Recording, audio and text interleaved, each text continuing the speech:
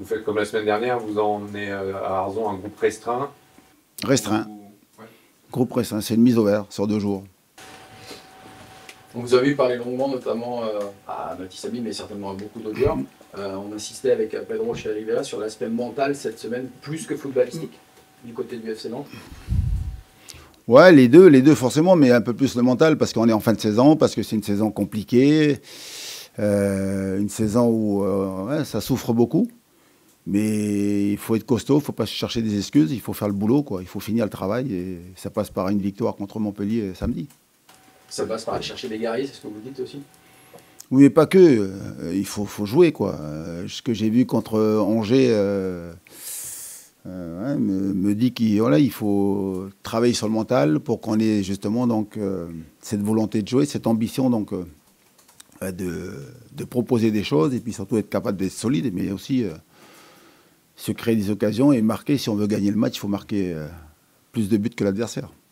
La situation est quand même bizarre. On a vos adversaires directs qu'on imagine à peine aller gagner leur match. Vous, on n'imagine même pas ne pas le gagner.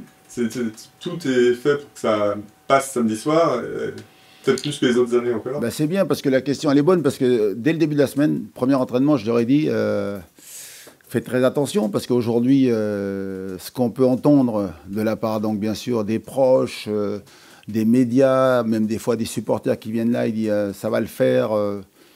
Et moi je dis non, il faut faire très attention parce qu'aujourd'hui, moi je vois les matchs de Montpellier et je vois donc des fois des joueurs qui peuvent penser que non, aujourd'hui, il y a des doutes quand on voit les 3 derniers résultats donc, qu'on a fait à domicile, même si le PSG c'était autre chose.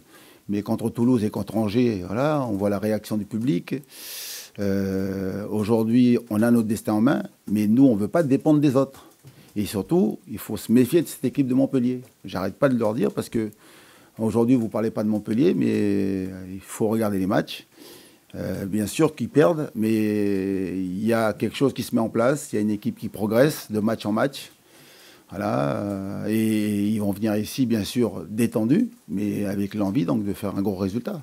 Ce qui est paradoxal, c'est que ce discours, ça peut presque les faire douter. C'est une équipe qui, justement, manque de confiance et insister sur le danger de l'adversaire. Est-ce que c'est pas... Mais c'est pas, non, pas le danger de l'adversaire. De dire il faut prendre ce match au sérieux. Voilà.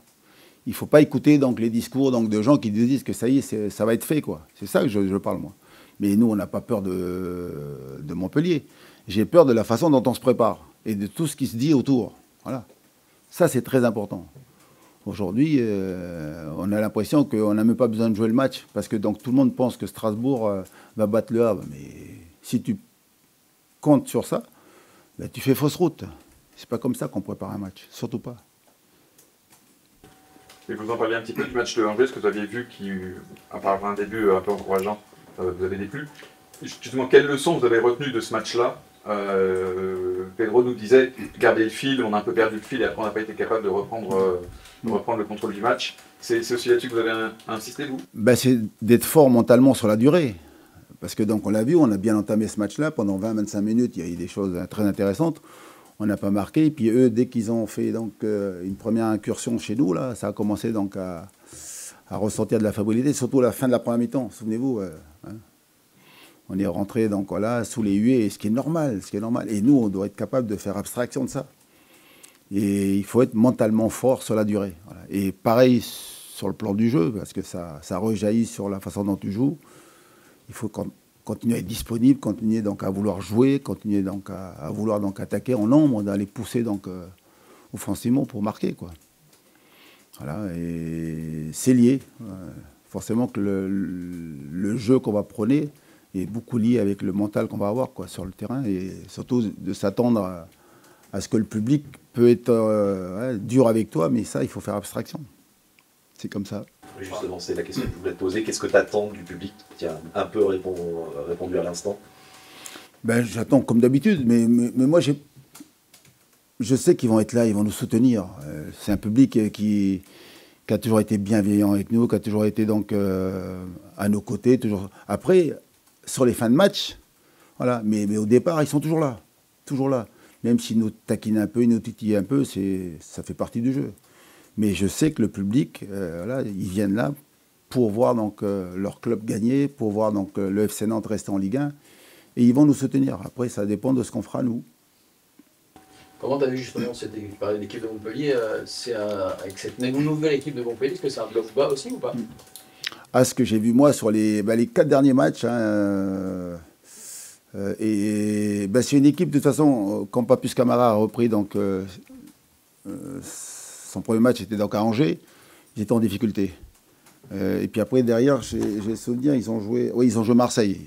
À Marseille, belle entame de match, et ils perdent 15-0 à la mi-temps, puis après ils s'écroulent en fin de match. Et puis après, de mieux en mieux. Là, je vois donc le match contre Reims, ils font un grand match.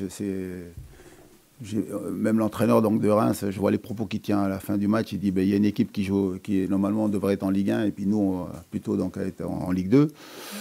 Donc voilà, et contre le PSG, même si le score est lourd, l'entame de match est intéressante, quoi. Et j'entends les propos donc, de Camara qui dit voilà, aujourd'hui, donc, ce sont des matchs très formateurs. Ils ont joué Marseille, ils ont joué Brest, ils ont joué le PSG. Et c'est une équipe, là, il a construit des fondations, d'abord d'être solide, et puis maintenant il commence à se libérer un peu plus, ça joue. Il leur manque juste à finir leur action, mais j'ai vu leur match contre Brest, à Brest. Brest gagne 1-0, mais voilà, ils ont posé des problèmes. Il leur manque un peu de talent, un peu de. Voilà. Puis c'est très jeune, quoi. Mais il a recréé un esprit de groupe, voilà, et puis une équipe qui. On voit, il y a de l'envie, quoi. L'envie, donc il prépare la saison prochaine. Hein. Justement, est-ce qu'ils font du jeu? Ah oui. Ils font le jeu. Ils sont capables de faire du jeu. Mais au départ, c'était donc construire un bloc bas, solide, et puis après avec des fondations solides, et puis après derrière, jouer les attaques rapides, les transitions. Et puis là, avec la confiance qu'ils sont en train de prendre, là, ils développent du jeu, ils sont capables donc de... le but qu'ils marquent contre le PSG, c'est une action où ils partent de derrière avec le compte. Ils sont ressortis de derrière, et puis après donc... vous avez Ferry qui s'intercale là et qui crée qui crée le danger avec cette course-là. Et puis après, il décale Koulibaly qui rentre sur son pied gauche et puis il enroule. Mais le ballon est parti de derrière, quoi. Ils sont capables de jouer. Camara, c'est quelqu'un que vous avez entraîné. Est-ce que vous retrouvez un petit peu l'ancien joueur, donc le coach qu'il est devenu, dans ses préceptes? Oui, c'est quelqu'un de calme, quelqu'un de posé. Voilà, et puis... il est resté longtemps adjoint, il ne faut pas l'oublier d'abord, très longtemps adjoint, et puis après il est passé à la formation. Voilà, et il a fait de l'excellent travail avec la formation, et c'est pour ça qu'aujourd'hui, je ne suis pas surpris de le voir donc aujourd'hui entraîner en professionnel et en Ligue 1, quoi. Mais ouais, je sais que c'est un garçon qui est très sérieux, qui va faire du très bon travail, puis que je lui souhaite de faire une belle carrière aussi. Hein. Comme à chaque fin de saison, il y a des mouvements dans les effectifs, etc. Est-ce que c'est un levier aussi en disant, c'est peut-être votre dernière pour certains, la Beaujoire, finissez sur une bonne note? Vous savez, on essaye en ce moment d'employer tous les leviers. Et celui-ci, il fait partie donc des motifs de motivation, quoi. De comment donc aller chercher donc, au plus profond d'eux donc, des choses pour les amener à se transcender dans ce match, quoi. Voilà, on sait aussi qu'on joue pour la survie du club, on sait que ça concerne beaucoup de salariés au club, donc tout ça, prendre conscience, mais en même temps, donc, pas se faire peur, quoi. Pas se faire peur, il faut après se libérer. On est motivé, on a envie donc, de faire un grand match, on a envie de le gagner, et puis surtout donc, que le maintien ne dépende que de nous et pas des autres. Mais c'est vrai que c'est une situation depuis ces dernières saisons, en gros c'est le même groupe, donc finalement c'est toujours les mêmes joueurs qui sont concernés par cette situation.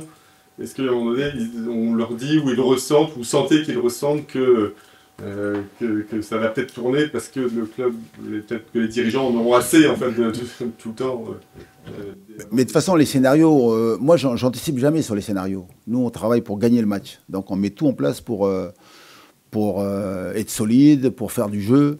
Et puis surtout donc, de marquer des buts et gagner les matchs pour faire plaisir à notre formidable public qui va nous soutenir tous les 15 jours, là, en nombre. Donc voilà, donc à partir de là, aujourd'hui, ce qui va se passer après... Mais en tout cas, les joueurs sont aujourd'hui concernés, et c'est pour ça qu'aussi on les emmène là pendant un peu plus de 48 heures, là, à être ensemble pour construire un esprit de groupe. Parce que tu arrives en fin de saison et aujourd'hui, on aurait peut-être la tendance à penser à préparer les bagages, préparer pour ceux qui partent. Donc là, avec les enfants, les vacances et tout, là, on resserre le groupe avec les joueurs concernés par le match. Et puis surtout, ils savent qu'il faut se préparer parce qu'il y a une échéance qui est importante, quoi. Mais à force de ressentir, enfin, à force d'avoir des saisons qui se ressemblent avec justement des fins du suspense, des trucs à travailler avec cette usure-là, est-ce que le discours, le côté psychologique, est-ce que c'est plus difficile de les toucher, les joueurs Moi, je ne peux pas répondre à la place des joueurs, mais nous, en tout cas, on fait notre travail. Voilà, on passe notre temps à échanger, discuter, mais surtout après à travailler sur le terrain, faire les corrections. Voilà, donc, parce qu'il y a ce qui se dit dans les réunions, que ce soit avec le groupe, individuel, mais c'est surtout donc, après sur le terrain. Les solutions, on les trouve toujours sur le terrain, donc, là, et puis à travers donc, ce qu'ils vont faire techniquement, mais surtout donc, la capacité à faire les courses, parce que mentalement, on est costaud, quoi. Tout est lié. Hein. Mais après, le groupe, c'est facile de dire ça, mais voilà, il vit bien, ils viennent tous les jours, ils sont contents de se retrouver, il y a une bonne ambiance, mais moi, ça ne suffit pas, ça. Il faut que ça se traduise par du concret, et le concret, ce sont les résultats. Mais en tout cas, voilà, c'est pour ça que les discussions, elles sont bonnes, mais moi, j'ai envie de dire, pour moi, les discussions, c'est du vent, quoi. Moi, je veux que ça se traduise en résultats, en victoire. Est-ce que toi, personnellement, tu as hâte que cette saison elle se termine? On se souvient qu'en mars, tu nous avais dit ici, c'était une saison dure pour toi, éprouvante, pour diverses raisons. Est-ce que tu as hâte vraiment? Non, moi je suis prêt, préparé, mais je suis conditionné comme ça. On prend ce qui va se passer, ce qui va venir, quoi. Et on gagne, on est maintenu, on est heureux. Et puis si ça se passe pas bien, parce que là, même si j'envisage pas ce scénario du tout, on est prêt à aller au bout du bout pour maintenir le club en Ligue 1, quoi. C'est essentiel. Justement, puisque même si le but est évidemment d'assurer le maintien, il ne faut pas exclure qu'il y ait les barrages à jouer. Est-ce que vous avez commencé à observer un petit peu? Est-ce que vous avez regardé par exemple Dunkerque contre Guingamp hier soir? Est-ce que vous aurez Moi, j'ai pas regardé. Est-ce que vous aurez quelqu'un à Metz-Dunkerque ce week-end, un observateur? Alors, je vais être très clair avec vous. Moi, j'ai pas regardé parce que ça m'intéresse pas. Parce que pour l'instant, je suis focus sur le match de Montpellier. Qu'on gagne. Et puis après, ce qui se passera après, on aura toujours le temps. Et, parce que ça va quand même très vite après. Ça s'enchaîne immédiatement. Donc, mais moi, je ne sais pas faire deux choses à la fois. Il y en a qui peuvent le faire, moi non. Moi, je m'occupe de Montpellier. Comme ça, quand je dis aux joueurs, c'est ça. On a le temps de penser à nos adversaires futurs, si, voilà. Mais aujourd'hui, il n'y a que Montpellier qui m'intéresse. Et je ne vis que pour ce match. Voilà. Si vous êtes heureux samedi soir, vous me disiez il y a un instant, après un maintien, est-ce que vous resterez malgré tout déçu par cette saison? Mais là, vous posez une question qui, pour moi, donc, je ne peux pas trouver de réponse. Parce que vous dites si. Ce qui va se passer après. Parce que je vais vous dire quelque chose ici, et puis peut-être que samedi après le match, je vous dirai le contraire, donc je mentirai. Donc je préfère rien dire. Mais avec un maintien, par exemple. Après un maintien? Après un maintien, c'est là. Oui, mais j'attends. Une fois que j'ai le maintien, vous allez voir ma réaction à la fin du match. Voilà, vous verrez. Voilà. Je peux vous surprendre. L'enjeu du match est évidemment plus important que tout, mais est-ce que tu te dis que ça peut être ton dernier match en tant qu'entraîneur du FC Nantes? Mais je me pose pas ce genre de questions. Du tout, parce que j'ai un contrat d'1 an et puis surtout j'aime ce club et j'ai envie de rester, mais après je me pose pas ce genre de questions, moi. Moi au contraire, je pense qu'il y a la suite, toujours.